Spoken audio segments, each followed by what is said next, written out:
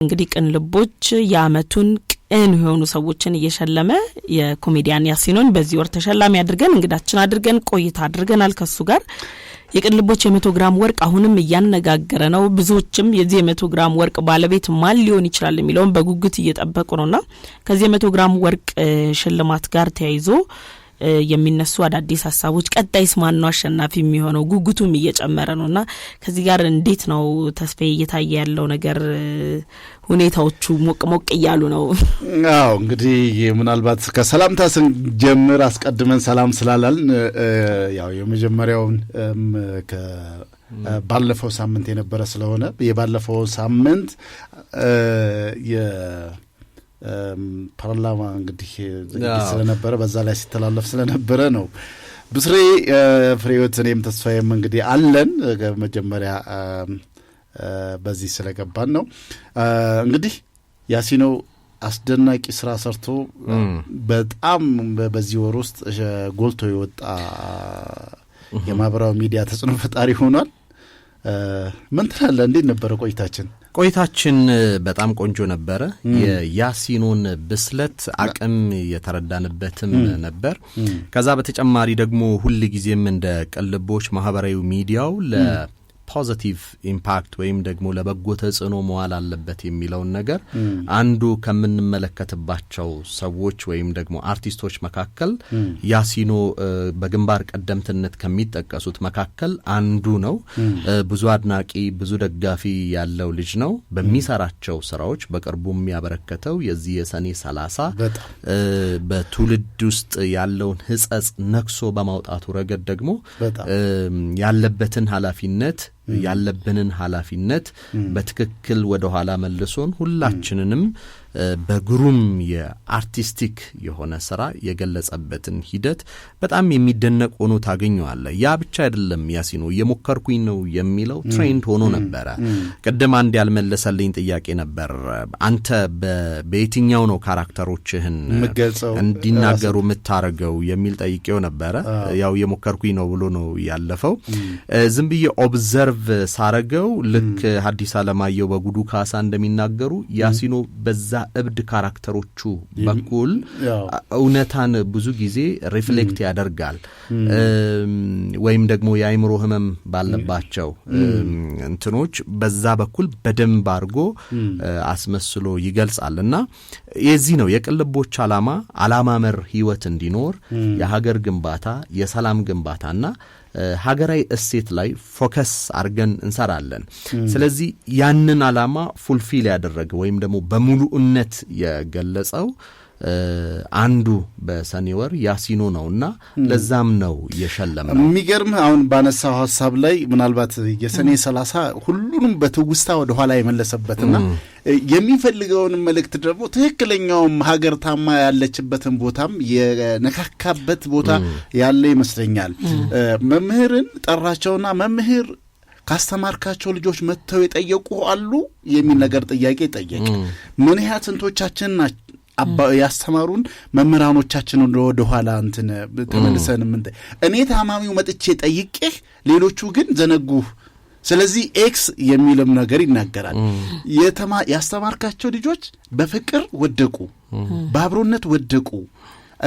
በሀገር ግንባታ ወደቁ ያለ ብቻ ይወደቁበትን ነጥቦችም የሚያነሳበትን ሁነቶች አሁን ሀገራችን ያለችበትን ነባራዊ ሁኔታ የገለጸበት ትውልዱ ያለበትን ይሄ ድሮ አንተ ማን ሳይሆን ሰውነህ በሚል ሐሳብ የምንኖር ብዙ ጊዜ እናነሳዋለን ሰው ቤት አሳድሩኝ ስትል ቤት ለእግዚአብሔር ነው ግባና እደር ብሎ አልጋው ለአንተ ለቆ እሱ መሬት የሚተኛበት ውሃ ስትጠይቅ እርጎ የሚሰጥ ያ እሴቶች የመሸርሸሩንም ሁኔታ በዚህ በማህበራዊ ሚዲያ የገለጸበት ሁኔታ ነው ቅልቦች እንደሚታወቀው ላለፉት 6 እና 7 አመታት ማህበራዊ ሚዲያው ለሀገር ግንባታ ለባህል እሴት አስጊ ነው እንግዲህ ብለን ስንልበት ስንሰራበትም የቆየንበት ውስጥ ሁኔታ ውስጥ አንዱ እንደዚህ ያሉ ደግሞ ይሄንን እሴቶቻችንን የሚጠብቁ አብሮነታችንን የሚያስተሳስሩ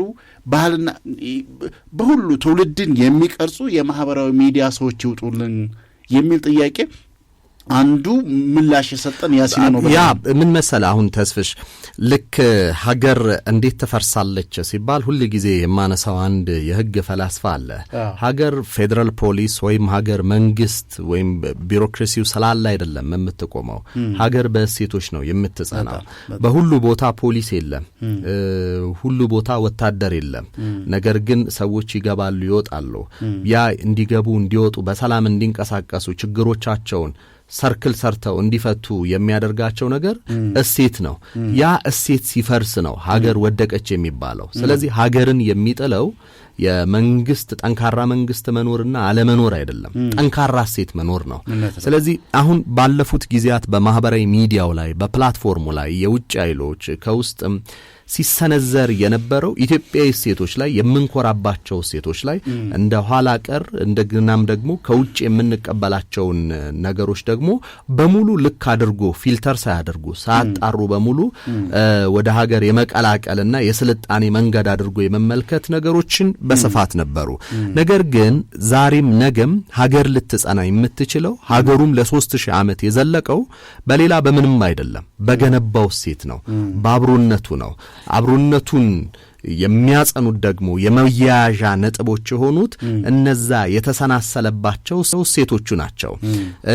ከምንም በላይ እኮ እኛ ፈረንጅ ተደራደሩ ሳይለን በገዳኮ ዛፍ ስር ቁጭ ብለን ችግሮቻችንን የምንፈታ ሰዎች ነን። ዛሬ ከውጭ ሀገር የነ ቱኒዚያ የነ እንትና ልምድ ከማለታችን በፊት ሀገራዊ እሴት ቁጭ ብለን አለን። ችግሮችን የመፍታት ልምዳችን በነ አበጋር የሽምግልና ስርዓቶች እኮ ያለ ነው። ስለዚህ ሀገር እነዚህን እሴቶች ስትጠብቅ ነው ወደፊት መራመድ የምትችለው። ሀገር ያላትን ነገር እሴቶቿን ስታከብር ነው። ነገር ግን ባለፉት በተለይ ባለፈው 50 ዓመት ግማሽ ክፍለ ዘመን ከተማሪዎቹ እንቅስቃሴ ጀምሮ ተውቶችን ወይም ሐሳቦችን ኢምፖርት ማድረግ ላይ ነው የተጠመድ ነው። ስለዚህ የዚህ የስታሊናዊና ሌኒኒስት የማርክሲስት የግራ ዘመን ፖለቲካ መጣ። ያ ደግሞ የራሱ የፈጠረውን ነገር ነበረው። በኢህአዴግ ጊዜም ያው ግራ ዘመን ቢሆንም የካፒታሊዝም ጋር ተያይዞ የቀኝ ሐሳቦች መጡ። ሀገሩ ላይ በሙሉ እንዲረጩ ነው ወይም ደግሞ እንዲጫኑን የተደረገው። ያ የፈጠረው ችግር አለ። ስለዚህ አሁን የቀረን ያልሞከርነው የውጭ ተሞክሮ የለም። ያልሞከርነው የራሳችንን መንገድ ነው። የራሳችን እውነት፣ የራሳችን ሀብት፣ የራሳችንን ሀገር በቀል ዕውቀት ነው። ያንን ስናደርግ ነው ሀገር እምትድ ነው። በጎደለን ከውጭ እንሞላለን። ነገር ግን ራሳችንን እንመልከት። ራሱን የተመለከተ ራሱን ያድናልና። በጣም ትክክልና ገዢም ሐሳብ ነው። ሁላችንም በዚህ ጉዳይ ላይ በደንብ ራሳችንን ማየት እንዳለብንና አንድ ምንድነው የሚባል አባባል አለ አይደል? እንደው ስግብግብ ሆነን ካልሆነ በስተቀር የጎደለን ነገር የለም እኛ የመጠቀሙ ብንትን ካተን ነው እንጂ ይላሉ አይደል? ነው ብዙዎቹ አሁን ይሄ ዲሞክራሲ ተብሎ በውጪ አሁንም ኢቭን አልገባም ወደብ ላይ ነው ምኑ ነው ምናምን ይሄ ከ500 እና ከ600 ዓመታት በፊት በኢትዮጵያ ውስጥ ትሬን እየተደረገ ልምምድ የነበረ ስልጣን በገዳ ሲስተም የሚተላለፍበት የነበረ ብዙ የምንኮራባቸው እሴቶች የነበሩን ሀገራቶች ነን። አሁን ያው ትልቅ ነበርን ብለን ተረት ለማውራት ያው በራሳችን ሂደን የዘፈቅንበት ወይ የወደቅንበት ነው እንጂ ትልቅ ነበርን ትልቅም እንሆናለን ብለን ምኞት ከመናገር ይልቅ ትልቅ ነበርን አሁንም ትልቅ ለመሆን ደግሞ መስራትና ያሉ የጎደሉ ነገሮችን መፈለግ እንዳለብን ነው የሚታየኝ። እንግዲህ ለዚህም ደግሞ እንግዲህ ያው የምንችለውን ሁላችንም በየኃላፊነታችን እንወጣ። ማህበራዊ ሚዲያችን ላይ ምናልባት የቅልቦችን የእንትኑን ከመርሳታችን ወይንም ወደ ሌላ ርዕሶቻችን ከማለፋችን በፊት ቅልቦች ብዙ ጥያቄ የሚነሳው ፍሬም እንዳነሳችሁ 100 ግራም ትሸልማላችሁ ሆይ የሚል እውነት ነው ወይ እየተባለ ነው። እውነት መሆኑን እንግዲህ ደጋግመናል። አብስር እስቲ ረገጥ አርገህ እውነቱን ይሄ የ100 ግራም ወርቅ እንሸልማለን የሚለው እውነት ነው። እስካሁን እንግዲህ የወርቁ ፕሮሰስ ላይ ነው፣ ዲዛይኒንግ ፕሮሰስ ላይ ነው ያለ ነው። ሙሉ ስምምነት አድርገን ከዛ በተጨማሪ ደግሞ የቮቲንግ አፕ ወይም የድምጽ መስጫ አፕሊኬሽን በቅርቡ ይፋ እናደርጋለን። ከሰበዝ ቴክኖሎጂ ጋር በመስራት ላይ እንገኛለን። በተለይም ደግሞ በልዩ ሁኔታ ነው እየተዘጋጀ ያለው። ዳሽቦርድ አለው። ዳሽቦርዱ ላይ ምርትና አገልግሎታቸው ማስተዋወቅ ለሚፈልጉ በሙሉ ዳሽቦርዱ ክፍት ነው። ስለዚህ መጀመሪያ ሰው ምርጫ ከማድረጉ በፊት ዳሽቦርዱን የሚያይበት አማራጭ አለ። ያ ደግሞ ምርታቸውንና አገልግሎታቸውን ለሚያስተዋውቁ በሙሉ ትልቅ እድልን የሚፈጥር ትልቅ አቅምን የሚሰጥ ነው። ሌላኛው የቅልቦችን ስፖንሰር ማድረግ ትልቁ የሚሰጠው ጉዳይ ምንድነው? ከመልካም እሴቶች ጋር ተቋማትን የመገናኘት እድል ይሰጣቸዋል። መልካም ነገርን ስታስተዋውቅ ያንተ መልካምነት ነው የምትገልጠው። እኛ በመስፈርታችን ለከፈለን ሁሉ አናስተዋውቅም፣ እንገመግማለን ማን መልካም ስም አለ የሚለውን ነው። ምክንያቱም በጎ ተጽዕኖ መፍጠር እየፈለግን በጎ ስም የሌላቸውን ስለከፈሉን ብቻ እናስተናገደም። ስለዚህ እኛ ጋር የሚመጡ ሊያስተዋውቁ የሚመጡ ስፖንሰር ሊሆኑን የሚመጡ ድርጅቶች በሙሉ በዚህ ሴት አልፈው በዚህ ማጣሪያ አልፎ የሚመጡ ናቸው። ብዙ ድርጅቶች እየመጡ ያናገሩን ይገኛሉ። በጣም ተስፋ ሰጪ የሆኑ ነገሮችን እየተመለከትን ነው የምንገኘው። ነገር ግን ፊልተር አውት አድርገን ነው እየተቀበለን ያለ ነውና የሚያስተዋውቁ ድርጅቶች ከዚህ ከመልካም እሴት ጋር የሚገናኙበትን እውነታ ይፈጥራል። ሁለተኛው እጩዎች የሚታወቁ ናቸው። አዲስ ይሄ በኮንተንት ክሪኤሽን ወይም ደግሞ ክሬተርስ ወይም በኮንተንት ፈጣሪ ስም አሰሱንም ገሰሱንም ማስገብተን ምናወጣበት ምናስተዋውቅበት ሀገር ባህልን ምንጥስበት ሁኔታን አንፈጥርም።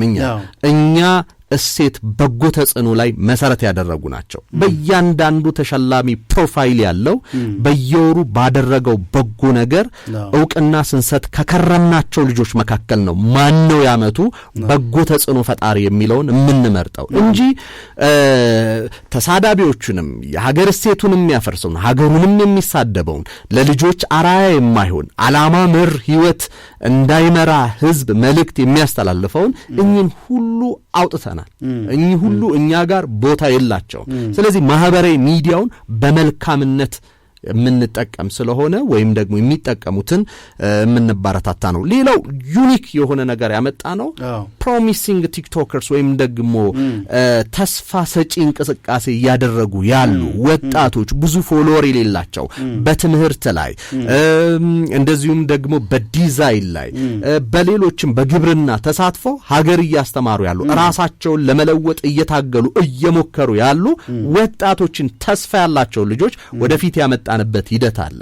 ይሄንን ስትገነዘብ ይሄ በኢትዮጵያን የሚዲያ ፕላትፎርም ላይ አዲስ የሆነ አብነትን የሚፈጥር እዚህ ተስፋ ሰጪ የሶሻል ሚዲያ ኢንፍሉዌንሰሮች ላይ በደንብ ሲሪየስሊ መናገር ያለብን ብዙ ተስፋ ያላቸው ለምሳሌ ትውልዱ በትምህርት 12ኛ ክፍል ይወርቃ 10ኛ ክፍል 8ኛ ክፍል 6ኛ ክፍል እየወደቀ ነው የሚል አይነት ነገር ከትምህርት ሚኒስቴር እየሰማን ያለ ነው። ሶሻል ሚዲያ ውስጥ አብዛኛው ስትመጣ በቃ እድሜው ትንሽ ከፍ ያለ ከ10 ዓመት በላይ ያለ ሁሉ ሶሻል ሚዲያ ላይ መጥቷል። ስለዚህ እዚህ ሶሻል ሚዲያ ላይ እየመጡ ማትስን፣ ፊዚክስን፣ ኬሚስትሪን፣ ባዮሎጂ፣ ጂኦግራፊን እያስተማሩ ያሉ መምህራን አንድ ብዙ ጊዜ ጥሪ ስናቀርብ የነበረበት ሁኔታ ነበር። መምህራኖቻችን ትውልዱ እንዲድን ከተፈለገ ትውልዱ ያለበት ቦታ ላይ ሂደን እናስተምር። ቢያንስ ይሄ ዲጂታል ሚዲያው እንኳን ምንድነው ሕክምና ራሱ ዳብሶ መርምሮ ምናምን ነገር የሚደረገውን በዲጂታል ከአንዱ ዓለም እያከሙ ያሉ ሐኪሞችም እንዳሉ የዚህ የቴክኖ ሜዲሲን እንቅስቃሴዎች አሉና በጣም ተስፋ ሰጪ ነው። በነገራችን ላይ አንድ ዩቲዩብ ላይ አንድ ኤርትራዊ አባት ማትስ መምህር ናቸው። ጡረታ ይወጣሉ። ጡረታ ከወጡ በኋላ ዋይት ቦርድ ገዙና ማስተማር ይጀምራሉ። ማስተማር እንደጀመሩ በጣም ብዙ ሰው ነው ፎሎ ያደረጋቸው እሳቸውን ማለት ሰብስክራይብ ያደረገላቸው እሳቸው ለማበረታታት ማን እንደጻፈላቸው ታውቃለህ? ራሱ ዩቲዩብ ጻፈላቸው። ምን ብሎ አመስግኖ ማለት ነው እና ዩቲዩብ አመስግኖ እንደሚያበረታታቸው እንደሚያደንቃቸው እና ከብዙ ሀገር የሚያስተምሩት ስለምን እንደሆነ አይገባኝም ወይም ደግሞ እኔ እዚህ እንትን ላይ አይደለም ሰብስክራይብ ማደርገው ግን እርሶን ለማበረታታት ነው ይላል ስለዚህ ማህበራዊ ሚዲያ መምህራኑ እንደዚህ በጎ ተጽዕኖ ያላችሁ ሰዎች ኑ ማለት ነው አሁን ደግሞ ኢቭን ቡክ ሪቪው መጽሐፍትን እንትን የሚያደርጉ እንደዚህ የሚሰሩ በጣም ብዙዎች አሉ ደግሞ ይሄ ነው ከወዳደቁ ዕቃዎች አልባሳትን ዲዛይን እየሰሩ አሁን አይታችኋቸዋል አሁን እያነጋገርናቸው ነው ያለነው ከእንዴት ነው ቅጠል ከአረም ከምንድነው ከቅጠል ልብስ ሰርተው ምናምን ነገር ይለው የተለያየ በጣም አስደናቂ ብቃታቸውን እያሳዩ ያሉን የማህበራዊ ሚዲያዎች አሉ እነዚህን ሰዎች አንድ ወደፊት አመተን ኢቭን ቃሉ ፑቲክ የሚባለውን ወጣት ታውቁታላችሁ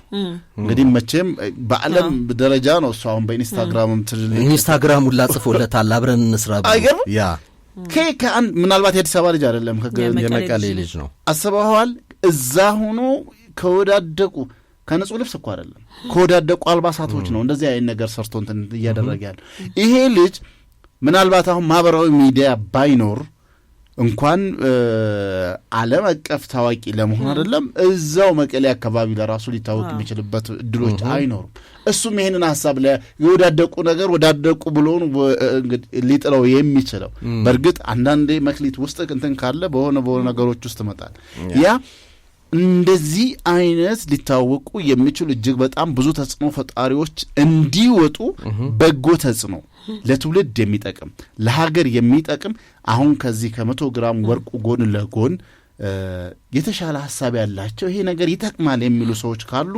በ0908089108 እና በ0908089408 08 ምን ነው በዛ አለ በዛ ቢጠቁሙንና ሊንኮቻቸውን ቢልኩልን እያየን እያወዳደርን በተለያየ ርዕስ ላይ የሚሰሩትን ምናበረታታ ይሆናል እንግዲህ የሽልማቱ ጉዳይ ይሄ ነው